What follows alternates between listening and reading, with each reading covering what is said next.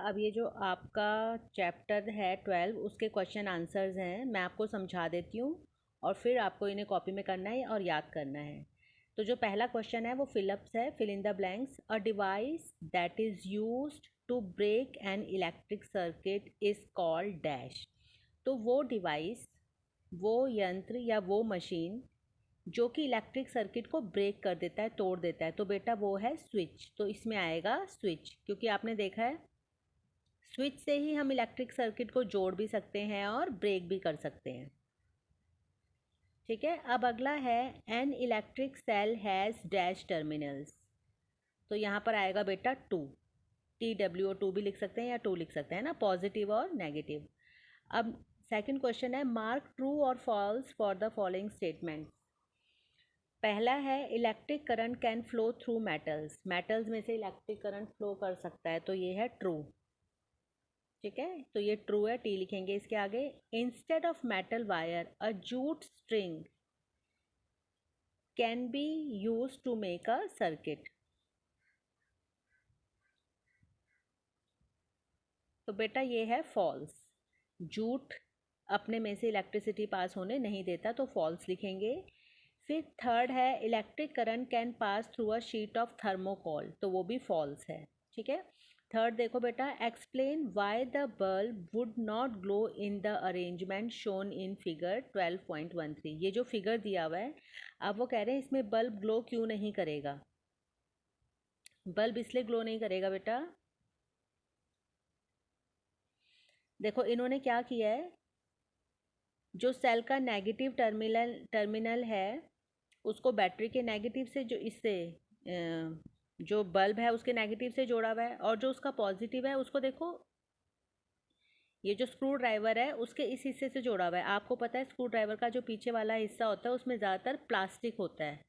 ठीक है, अब इसमें प्लास्टिक है तो प्लास्टिक तो कंडक्टर है ही नहीं इलेक्ट्रिसिटी का, इसलिए इसमें से इलेक्ट्रिसिटी पास नहीं होगी और बल्ब ग्लो नहीं करेगा।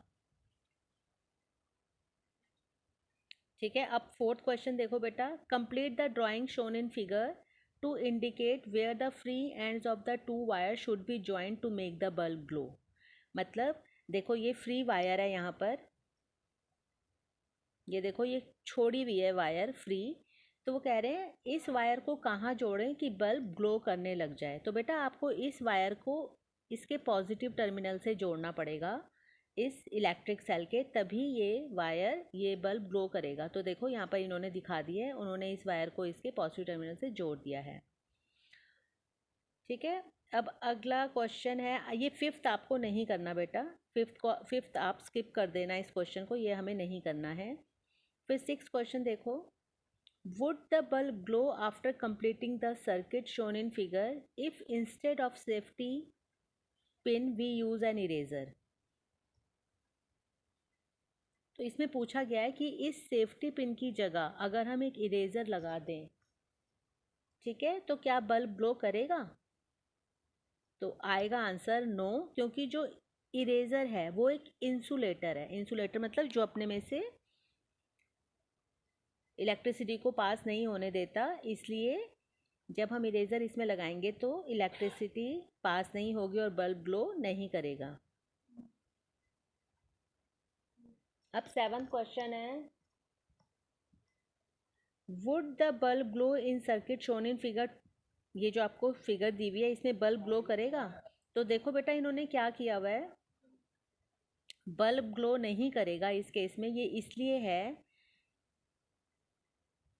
देखो both the wires are connected to only one terminal.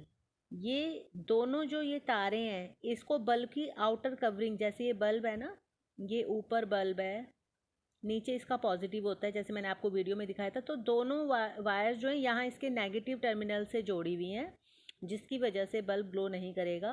Bulb तभी ग्लो करेगा जब एक इसके पॉजिटिव टर्मिनल से जुड़ी होगी और एक नेगेटिव से, तो ये है सही अरेंजमेंट।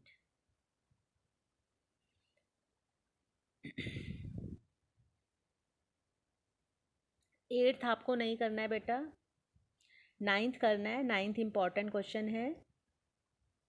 नाइन्थ में पूछा हुआ है, why should an electrician use rubber gloves while repairing an electric switch at your home, explain.